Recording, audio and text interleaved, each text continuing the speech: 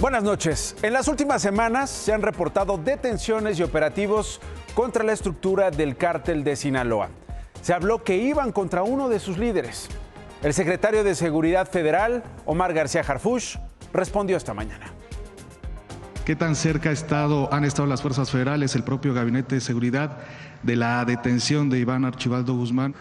Más que cerca o lejos, es un debilitamiento constante a las estructuras delictivas con una finalidad: que no generen violencia. En las últimas 3 acciones, que son directamente del objetivo a quien usted hace referencia, fue primero la del piloto, segundo la de Insunza N y tercera la de este sujeto, el 200, que era su jefe de seguridad. Un debilitamiento constante, dice el secretario, así lo describe Omar García Harfuch, tras las acciones del gobierno federal en los meses recientes y particularmente con el secretario despachando desde Sinaloa. Con estas detenciones y sus propias divisiones, ¿cómo se encuentra actualmente el cártel de Sinaloa, según información siempre del gobierno de México y de las agencias estadounidenses?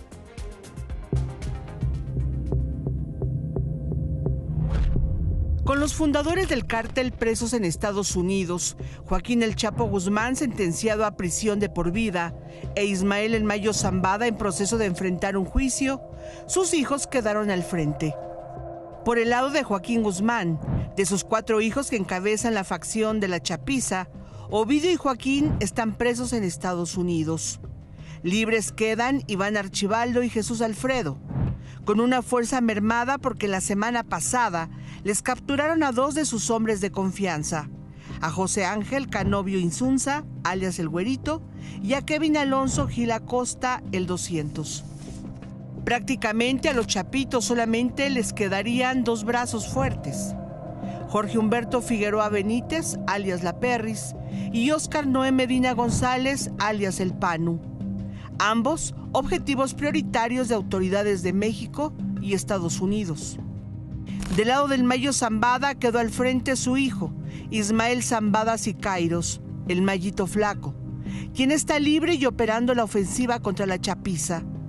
Le han detenido operadores, pero hasta ahora el golpe más sentido para su estructura criminal es la detención de su cuñado Juan Carlos Félix Gastelum, quien es señalado de ser su operador financiero y hombre de confianza.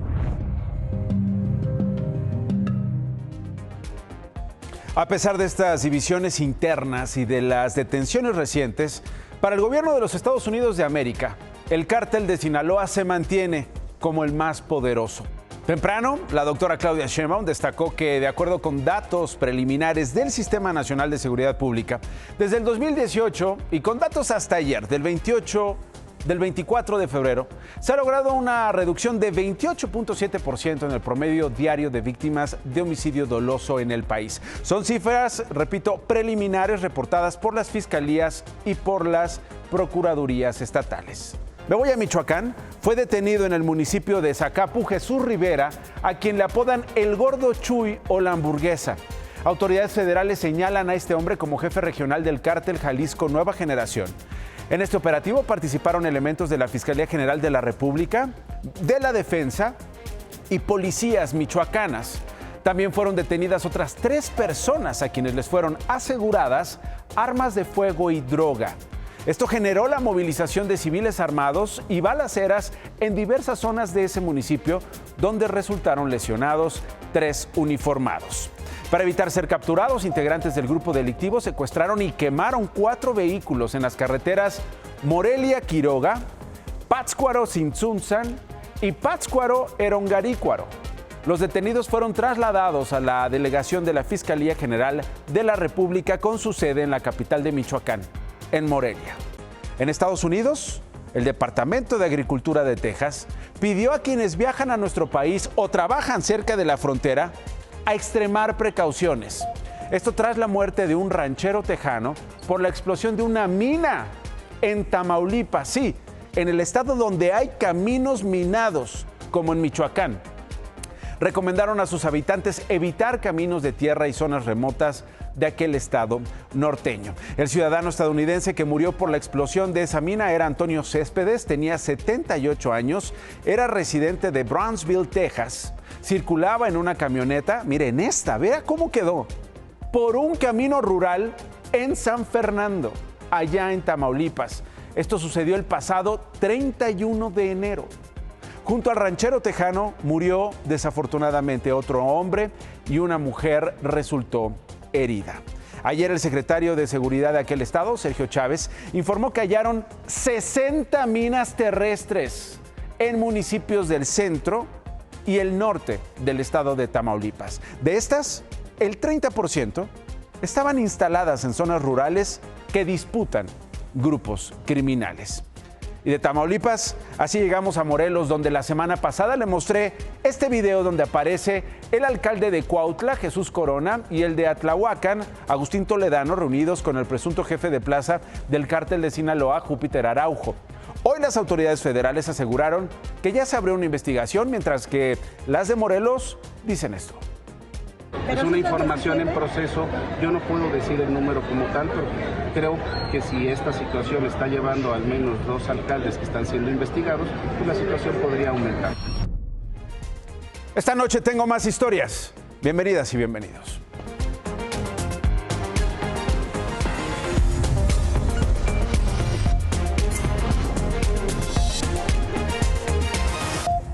Anoche le presenté estas escenas de cómo 3 hombres asaltaron en 2 minutos la joyería del Hotel Emporio en Acapulco, Guerrero.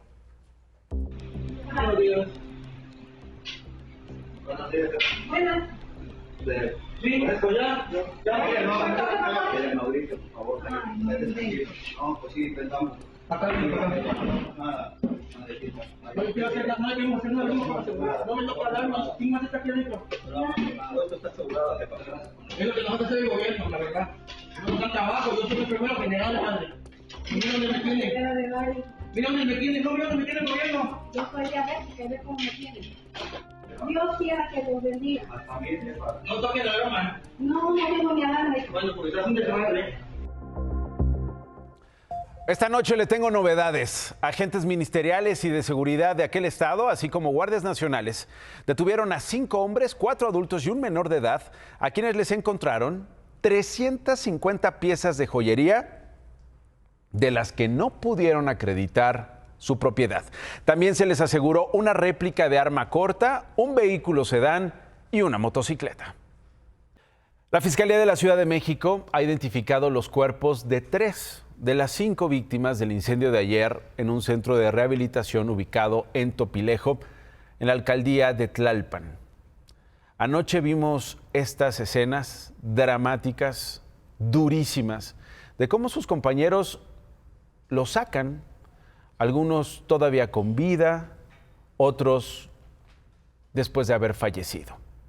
El reloj de la cámara de videovigilancia muestra cómo a las 10 de la mañana, mire, con 40 minutos y 59 segundos. Ahí va pasando el tiempo, 10 con 42.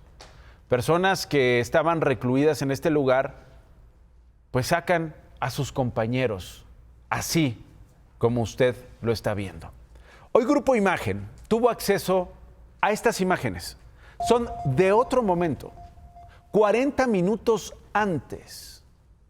Esto es lo que ocurría a las 10 de la mañana, repito, 40 minutos antes de las escenas que le acabo de presentar. Ahí se ve cómo unas personas entran al lugar y sacan muebles, no personas, muebles. También se ve que ya estaba el incendio, las llamas ya estaban devorando las instalaciones y una larga columna de humo se hacía presente. Pregunto a esta hora de la noche, ¿pudieron salvar a más personas? 40 minutos eran suficientes para evitar la tragedia que le vengo contando con las muertes desde ayer y el día de hoy. Son las preguntas que siguen vigentes. 40 minutos, para muchos suficientes para poder salvar a los que se murieron. En otros asuntos, la presidenta Claudia Sheinbaum respondió a las nuevas amenazas arancelarias de Donald Trump. Aranceles que entrarían en vigor el próximo 4 de marzo si no se alcanza otro acuerdo antes. Sheinbaum dijo esto durante la mañanera del pueblo. Hay que revisar todo lo que dice el presidente Trump, por eso siempre digo que hay que tener cabeza fría y no tomar las frases aisladas. Habla de lo que él llama la reciprocidad. Nosotros no tenemos ninguna tarifa entre Estados Unidos y México. Entonces, si vamos al tema de reciprocidad, pues quedaríamos como estamos ahora. Vamos a esperar hasta que se cierre este ciclo, esperando pues tener un acuerdo con Estados Unidos.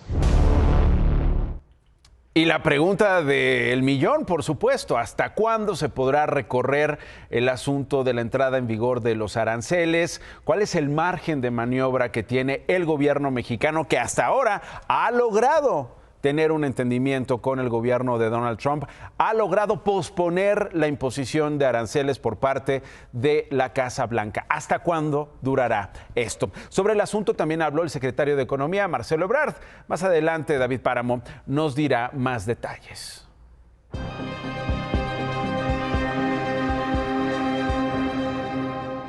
Y llegamos a este momento en el Senado. Se aprobó la reforma contra el nepotismo enviada, por cierto, por la presidenta Claudia Sheinbaum, que pedía que entrara en vigor a partir del 2027, no del 2030 como se aprobó.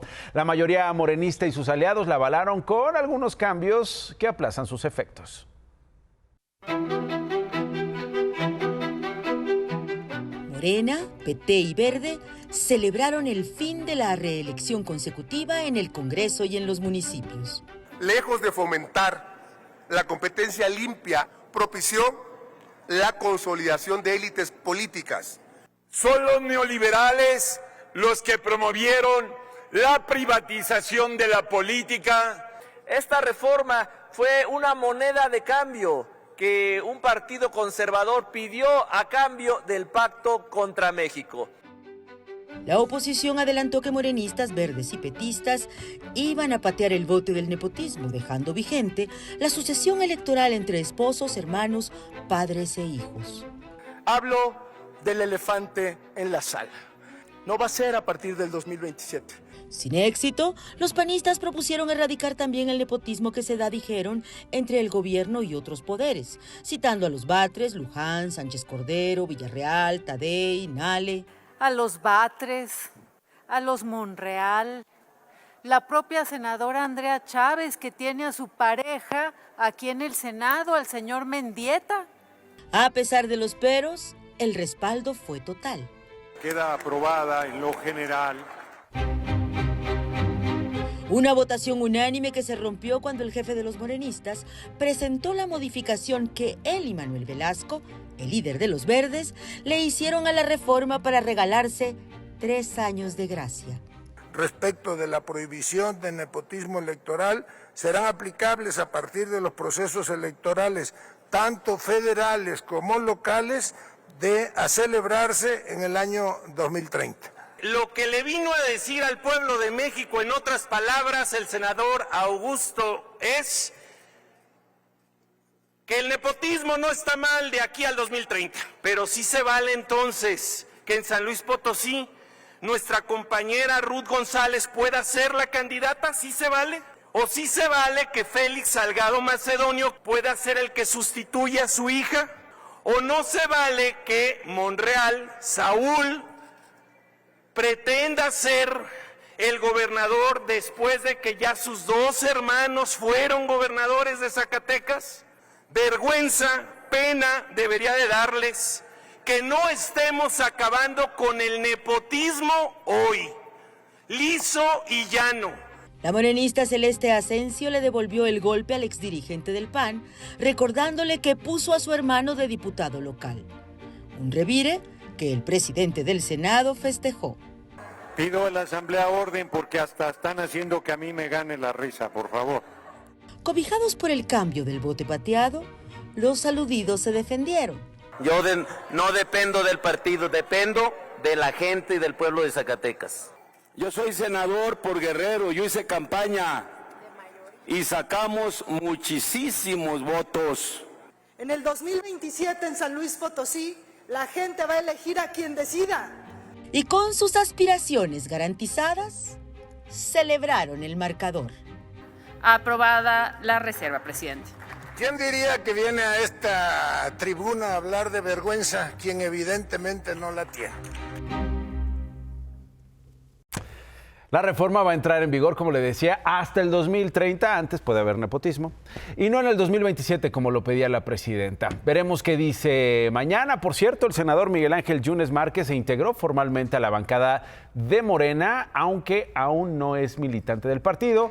Ese es otro proceso pendiente. Hablando de reformas, en todo el país, maestros, ¡ojo!, protestan en contra de la reforma a la ley del ISSSTE que aseguran afecta sus pensiones y aumenta las cuotas que deben dar al instituto en casi 3%. En Colima, más de 2,000 maestros salieron hoy a las calles.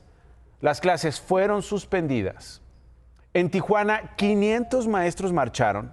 Protestaron en las oficinas de la Secretaría de Educación local, la Baja Californiana.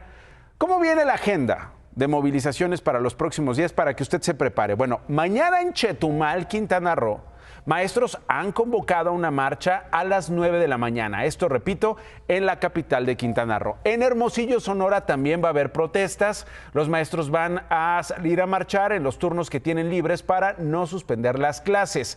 ¿Qué va a pasar en Chiapas? Ahí la Coordinadora Nacional de Trabajadores de la Educación anuncia movilizaciones en todas las regiones del estado y una marcha para el próximo viernes en San Cristóbal de las Casas. En Oaxaca, la sección 22 hará paso de labores jueves y viernes, es decir, no estarán trabajando, tomarán casetas y dependencias federales.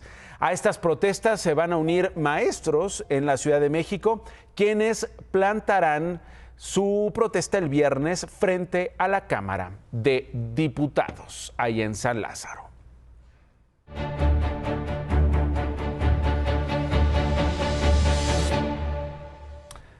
No hay agua en Xochimilco. Productos como la lechuga, las espinacas, el cilantro, que son parte del consumo diario de su dieta en sus hogares, están en riesgo porque no hay cómo cultivarlas, no hay cómo transportarlas. Se está secando buena parte de Xochimilco. Los productores de estas hortalizas en aquella delegación reclaman que sus chinampas están en peligro debido a la sequía en sus canales y a la contaminación en la poca agua que queda.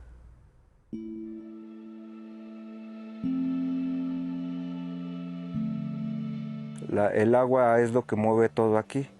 Sin agua, pues no hay vida.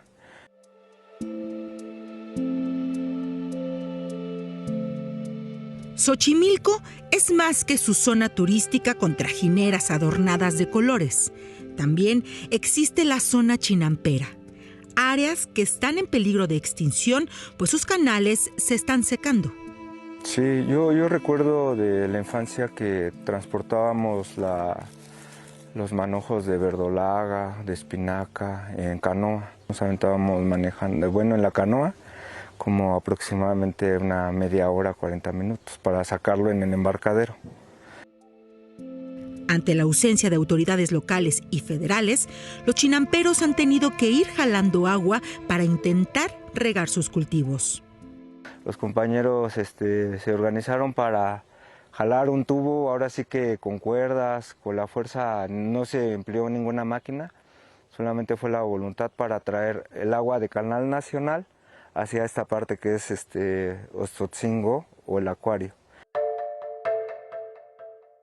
En 2023, las autoridades del sistema de aguas y la alcaldía de Xochimilco se comprometieron a abastecer a esta zona chinampera de agua. El objetivo es entregar a la zona chinampera de San Gregorio, Atlapulco, agua en cantidad y en calidad.